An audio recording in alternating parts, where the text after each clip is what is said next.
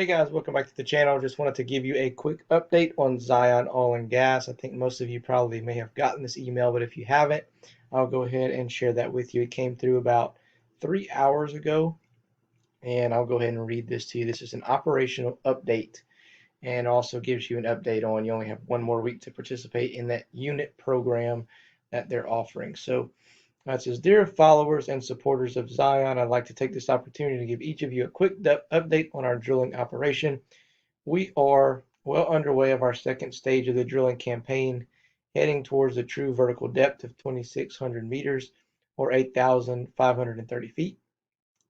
So far, the drilling is going as anticipated, with rates of penetration up 50% from stage one.